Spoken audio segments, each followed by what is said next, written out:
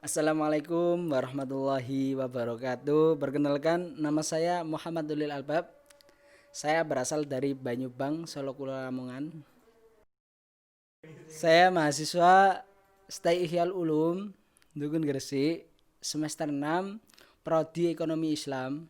Saya di sini akan mempresentasikan tentang sistem perpajakan di Indonesia. Ya, gimana sistem perpajakan di Indonesia?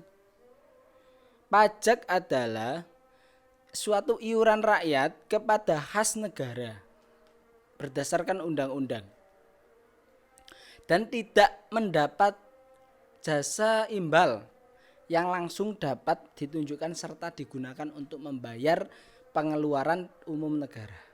Di sini juga ada fungsinya pajak. Fungsi pajak itu ada dua. Budgeter sebagai sumber dana yang digunakan pembiayaan pengeluaran pemerintah. Sedangkan reguleren alat untuk mengatur atau melaksanakan kebijakan di bidang sosial dan ekonomi. Adapun asas pemungutan pajak itu ada 4. 1. Equality. 2. Certainty. 3. Convenience. 4. Ekonomi. Yang pertama, equality. Equality bersifat adil dan merata. Gimana? Ya, sebanding dengan kemampuan membayar pajak dan sesuai dengan manfaat yang diterima. Itu namanya adil dan merata. Yang kedua, certainty tidak dibentuk. Yang kedua, certainty tidak ditentukan sewenang-wenang. Mengetahui secara jelas pajak terutang kapan dibayar dan batas waktu pembayaran. Yang ketiga, convenience saat membayar pajak pada waktu WP memperoleh penghasilan. Jadi saat membayar pajak itu harus memperoleh dulu penghasilan. Tidak. Yang ketiga convenience saat membayar pajak pada waktu WP memperoleh penghasilan. Yang keempat, ekonomi. Secara ekonomis, biaya pemungutan pajak senimum mungkin. Yo gendeng. Yang keempat, ekonomi. Yang keempat, ekonomi. Secara ekonomis, biaya pemungutan seminimum mungkin, demikian juga beban yang dipikul oleh WP. Di sini juga ada dasar teori pemungutan pajak. Yang pertama, teori asuransi. Yang kedua, teori kepentingan. Yang ketiga, teori gaya pikul. Yang keempat, teori bakti. Yang pertama, teori asuransi.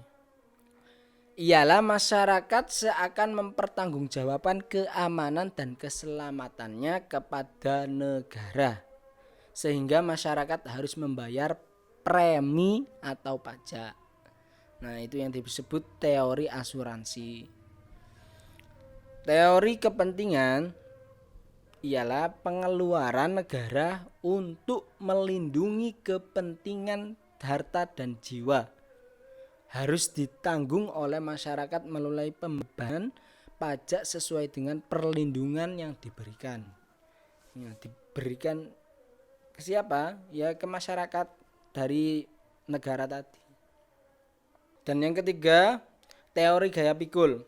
Apa sih teori gaya pikul itu? Ya, pajak yang dibayar adalah menurut gaya pikul dengan ukuran besarnya penghasilan dan pengeluaran seseorang. Ya, itu yang dinamakan gaya pikul. Besar dan pengeluaran sama. Yang terakhir, teori bakti. Teori bakti di negara ini mempunyai hak mutlak untuk mengungut pajak dan masyarakat sadar membayar pajak merupakan bakti kepada negara yang menjamin kepentingannya. Ya, jadi masyarakat harus paham dan harus sadar bahwa pajak itu bisa menjamin kepentingannya suatu saat nanti. enggak langsung. Sistem pemungutan pajak itu ada 3. 1. Official Assessment System. 2. Self Assessment System. Yang ketiga, Withholding System. Yang pertama tadi, Official Assessment System ialah sistem pemungutan pajak yang memberi wewenang kepada pemerintah untuk menentukan besarnya pajak terutang. Ciri-cirinya, wewenang menetapkan besarnya pajak terutang pada fiskus WP bersifat pasif. Jadi utang pajak timbul setelah dikeluarkan SKP oleh fiskus. Ya, yang kedua, self assessment system itu sistem pemungutan pajak yang memberi wewenang, kepercayaan, tanggung jawab kepada WP untuk menghitung, memperhitungkan, membayar, melapor sendiri besarnya pajak yang harus dibayar. Yang kedua, self assessment system. Apa itu? Yaitu sistem pemungutan pajak yang memberi wewenang, kepercayaan, tanggung jawab kepada WP untuk menghitung, memperhitungkan, membayar, melapor sendiri besarnya pajak yang harus dibayar. Jadi yang terakhir ada sanksi perpajakan. Sanksi perpajakan ada 4 macam sanksi perpajakan. 1. Sanksi bunga 2% per 1 bulan. 2. Sanksi kenaikan. 3. Sanksi denda. 4. Sanksi pidana.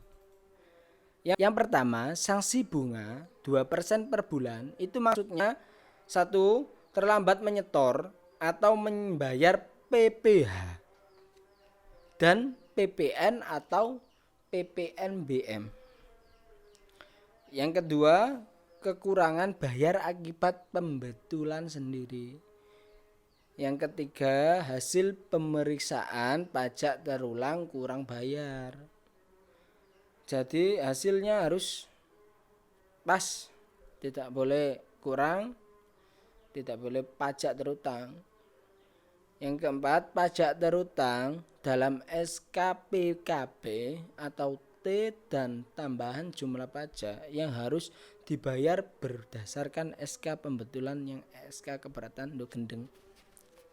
Yang keempat, pajak terutang dalam SKPKB atau T dan tambahan jumlah pajak yang harus dibayar berdasarkan SK pembetulan, SK keberatan atau putusan banding. Yang kelima, WP diperbolehkan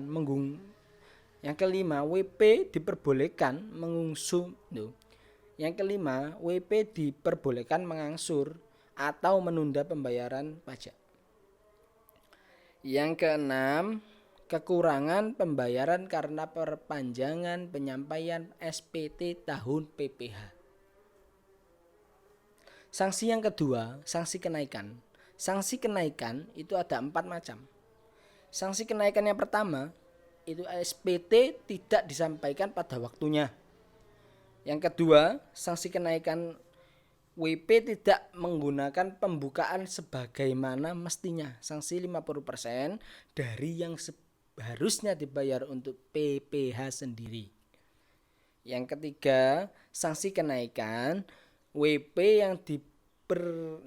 yang ketiga, sanksi kewajiban WP yang berkewajiban melakukan pemotongan atau pemungutan namun tidak melakukan pemotongan atau pemungutan atau tidak menyetorkan pemotongan.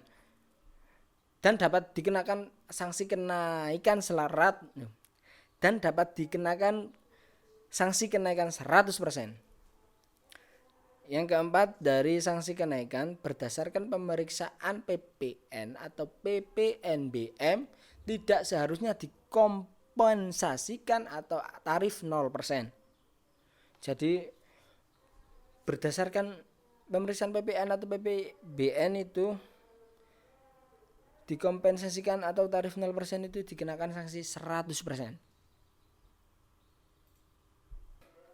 Sanksi denda yang pertama yaitu sebesar 500 bagi WP yang tidak atau terlambat menyampaikan SPT, masa PPN, dan Rp 100.000 untuk SPT masa lainnya.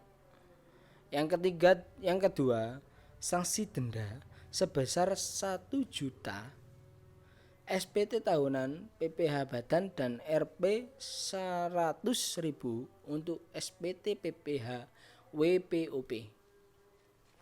Yang terakhir yaitu ada sanksi pidana. Di sini sanksi pidana meliputi 1. WP alpa tidak menyampaikan SPT tahunan atau menyampaikan tetapi isinya tidak benar. 2. WP sengaja tidak menyampaikan SPT tahunan. Jadi tadi 1 tidak menyampaikan SPT tahunan, yang kedua sengaja. Ya. Yang kedua sengaja, yang pertama tadi tidak menyampaikan, tapi yang kedua sengaja tidak menyampaikan SPT tahunan. Yang ketiga, WP melakukan percobaan untuk menyampaikan SPT tahunan, tidak benar dalam rangka-rangka mengajukan Yang ketiga, WP melakukan percobaan untuk menyampaikan SPT tahunan yang tidak benar dalam rangka mengajukan restitusi atau kompensasi pajak dipidana penjara selama 6 tahun dan denda setinggi-tingginya. Sanksi pidana yang terakhir yaitu sanksi pidana WP melakukan percobaan untuk menyampaikan SPT tahunan tidak benar dalam rangka mengajukan restitusi atau kompensasi pajak dipidana penjara selama 6 tahun. Ya, itu saja dari saya. Saya kira cukup. Dan saya mohon maaf kalau ada salah-salah kata. Saya hanya manusia biasa yang tak luput dari salah. Dari saya, Assalamualaikum warahmatullahi wabarakatuh. Stay safe, jaga kesehatan.